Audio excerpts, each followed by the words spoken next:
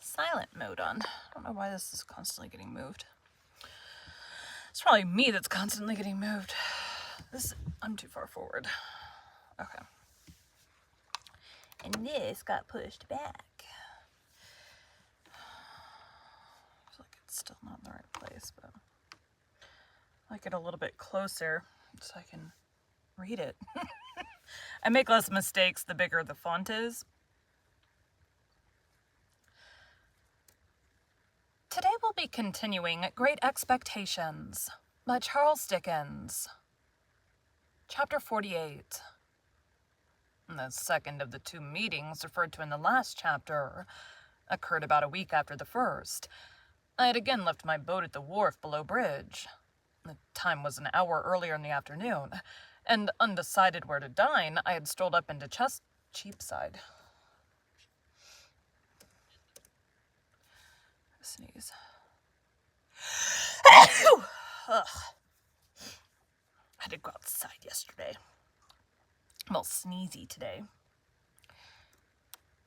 And undecided where to dine, I had strolled up into Cheapside and was strolling along it, surely the most unsettled person in all the busy concourse, when a large hand was laid upon my shoulder by someone overtaking me.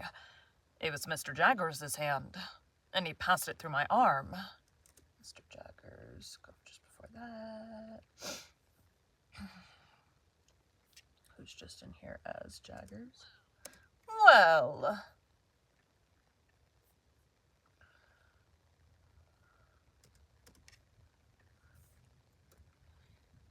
as we are going in the same direction, Pip, we may walk together. Where are you bound for?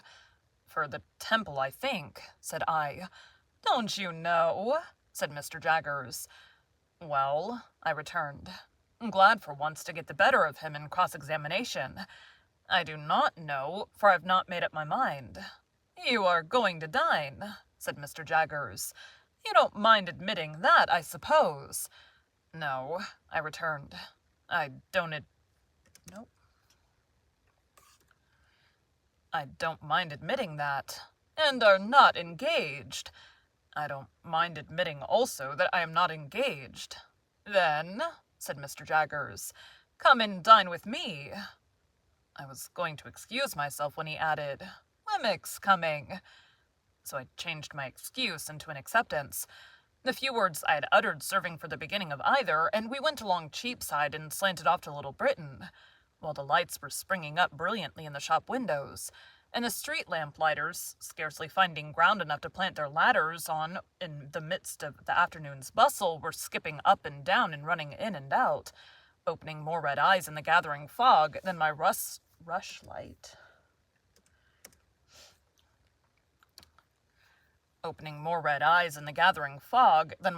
tower at the Hummums had opened white eyes in the ghostly wall. At the office in Little Britain there was the usual letter-writing, hand-washing, candle-snuffing, and safe-locking that closed the business of the day. As I stood idle by Mr. Jaggers's fire, its rising and falling flame made the two casts on the shelf look as if they were playing a diabolical game at bo-peep with me. Excuse me. While the pair of coarse, fat office candles that dimly lighted Mr. Jaggers as he wrote in a corner were decorated with dirty, winding sheets, as if in remembrance of a host of hanged clients. We went to Gerrard Street, all three together in a hackney coach, and as soon as we got there, dinner was served. Although I should not have thought of making in that place the most distant reference by so much as a look to Wemmick's walrus sentiments, yet I should have had no objection to catching his eye now and then in a friendly way. But it was not to be done. He turned his eyes on Mr. Jaggers whenever he raised them from the table, and was as dry and distant to me as if there were twin Wemmicks, and this was the wrong one. "Did you send that note of Miss Havisham's to Mr. Pip, Wemmick?" Mr. Jaggers asked, soon after we began dinner. Wemmick.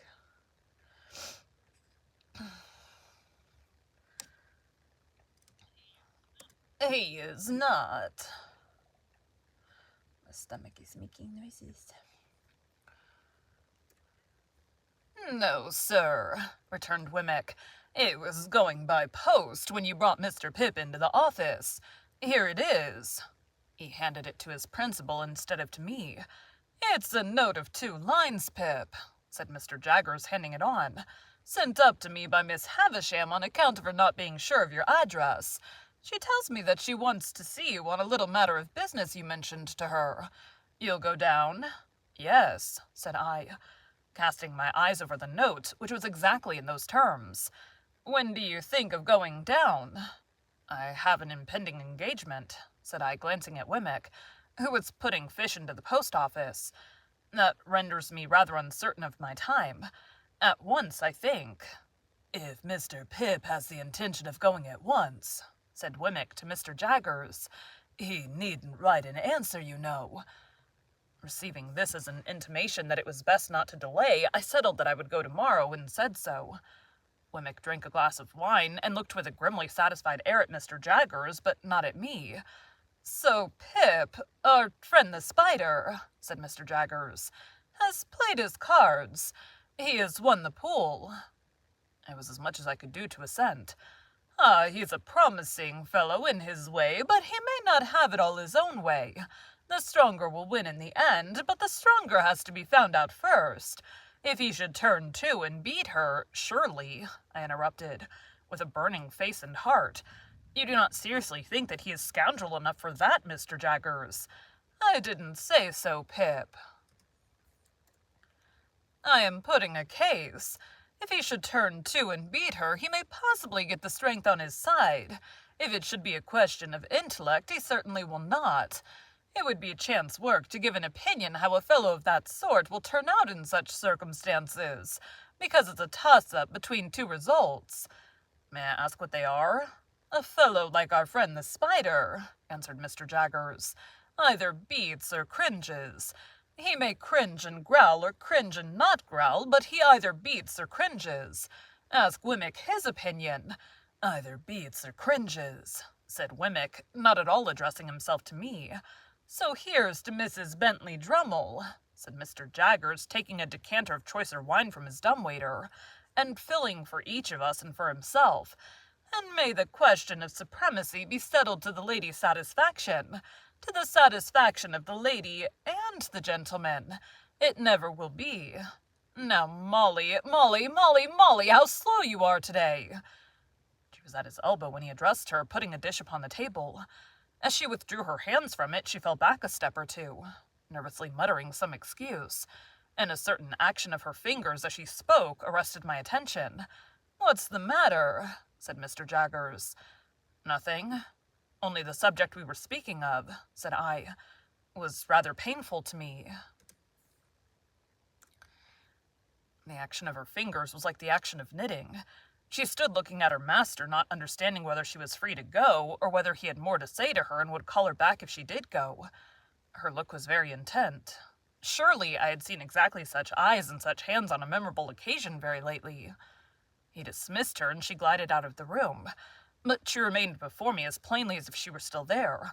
I looked at those hands, I looked at those eyes, I looked at that flowing hair, and I compared them with other hands, other eyes, other hair that I knew of, and with what those might be after 20 years of a brutal husband and a stormy life. I looked again at those hands and eyes of the housekeeper, and thought of the inexplicable feeling that had come over me when I last walked, not alone, in the ruined garden and through the deserted brewery. I thought how the same feeling had come back when I saw a face looking at me and a hand waving to me from a stagecoach window, and how it had come back again and had flashed about me like lightning when I had passed in a carriage, not alone, through a sudden glare of light in a dark street. I thought how one link of association had helped that identification in the theater, and how such a link, wanting before, had been riveted for me now when I had passed by a chance swift from Estella's name to the fingers with their knitting action, and the attentive eyes, and I felt absolutely certain that this woman was Estella's mother.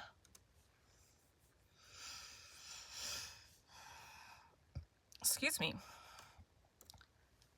Mr. Jaggers had seen me with Estella, and was not likely to have missed the sentiments I had been at no pains to conceal. He nodded when I said the subject was painful to me, clapped me on the back, put round the wine again, and went on with his dinner. Once, twice, only twice more.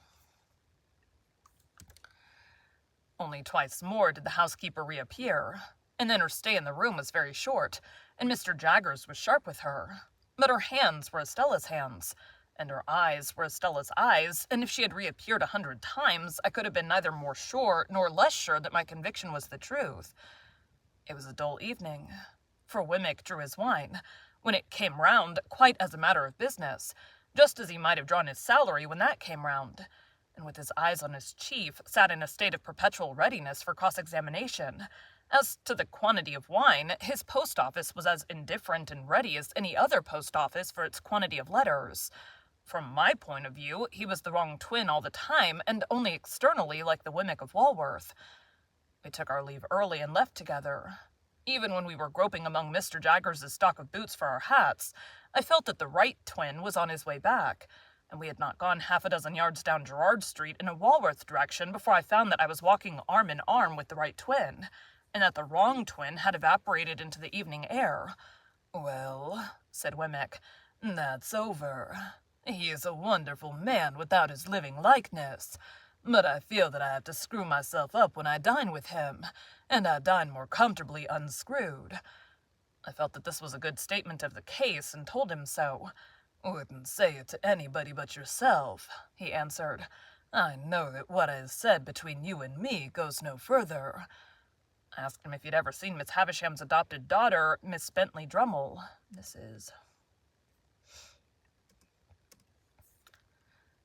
Asked him if he'd ever seen Miss Havisham's adopted daughter, Mrs. Bentley Drummle. He said no. To avoid being too abrupt, I then spoke of the aged and of Miss Giffens. He looked rather sly when I mentioned Miss Giffens, and stopped in the street to blow his nose, with a roll of the head and a flourish not quite free from latent boastfulness. "Wemmick," said I, "do you remember telling me before I first went to Mr. Jaggers's private house to notice that housekeeper?" "Did I?" he replied. "I dare say I did. Deuce take me," he added suddenly. "I know I did. I find I'm not quite unscrewed yet. A wild beast tamed, you called her. And what do you call her?" "The same. How did Mr. Jaggers tame her, Wemmick?" "That's his secret. She's been with him many a long year." "I wish you would tell me her story. I feel a particular interest in being acquainted with it. You know that what is said between you and me goes no further." "Well," Wemmick replied, "I don't know her story. That is, I don't know all of it, but what I do know I'll tell you. We're in our private and personal capacities, of course." "Of course." "A score or so of years ago, that woman was tried at the Old Bailey for murder and was acquitted. She was a very handsome young woman, and I believe had some gypsy blood in her. Anyhow, it was hot enough when it was up, as you may suppose." "But she was acquitted." "Mr. Jaggers was for her," pursued Wemmick with a look full of meaning, "and worked the case in a way quite astonishing. It was a desperate case, and it was comparatively early days with him then, and he worked it to general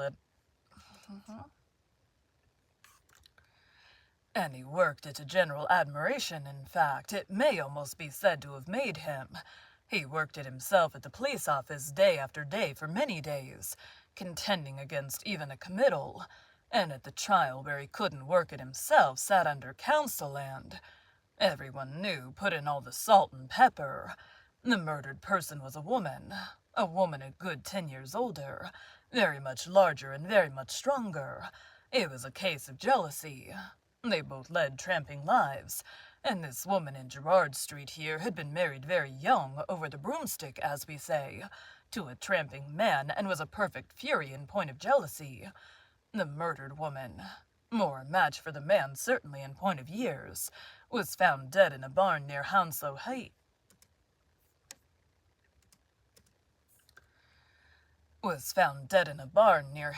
Heath. There had been a violent struggle, perhaps a fight. She was bruised and scratched and torn, and had been held by the throat at last and choked. Now, there was no reasonable evidence to implicate any person but this woman, and on the improbabilities of her having been able to do it, Mr. Jaggers principally rested his case. You may be sure," said Wemmick, touching me on the sleeve, "that he never dwelt upon the strength of her hands then. though he sometimes does now. I had told Wemmick of his showing us her wrists that day of the dinner party. Well, sir, Wemmick went on, it happened, don't you see, that this woman was so very artfully dressed, from the time of her apprehension, that she looked much slightly than she really was. In particular, her sleeves are always remembered to have been so skilfully contrived, that her arms had quite a delicate look. She had only a bruise or two about her, nothing for a tramp. Ouch. But the backs of her hands were lacerated, and the question was it with fingernails? Now, Mr. Jaggers showed that she had struggled through a great lot of brambles which were not as high as her face, but which she could not have got through and kept her hands out of, and bits of those brambles were actually found in her skin and put in evidence, as well as the fact that the brambles in question were found on examination to have been broken through, and to have little shreds of her dress and little spots of blood upon them here and there. But the boldest point he made was this. It was attempted to be set up in proof of her jealousy, that she was under strong suspicion of having, at about the time of the murder, frantically destroyed her child by this man, some 3 years old, to revenge herself upon him. Mr. Jaggers worked that in this way. We say these are not marks of fingernails, but marks of brambles, and we show you the brambles. You say they are the marks of fingernails, and you set up the hypothesis that she destroyed her child. You must accept all consequences of that hypothesis. For anything we know, she may have destroyed her child, and the child in clinging to her may have scratched her hands. What then? You are not trying her for the murder of her child. Why don't you? As to this case, if you will have scratches, we say that for anything we know, you may have accounted for them, assuming for the sake of argument that you've not invented them. To sum up, sir, said Wemmick, Mr. Jaggers was altogether too many for the jury, and they gave in. Has she been in his service ever since? Yes, but not only that, said Wemmick. She went into his service immediately after her acquittal, tamed as she is now. She has since been taught one thing and another in the way of her duties, but she was tamed from the beginning. Do you remember the sex of the child? Said to have been a girl. You've nothing more to say to me tonight. Nothing. I got your letter and destroyed it. Nothing. We exchanged a cordial good night, and I went home, with new matter for my thoughts, though with no relief from the old. Thank you for joining Bite at a Time Books today, while we read a bite of one of your favorite classics. Again, my name is Bree Carlile, and I hope you come back tomorrow for the next bite of Great Expectations. Select, nope. I'll try to knock out a behind the story real quick. Delete. I'm behind in those guys. Doop. Thanks, guys.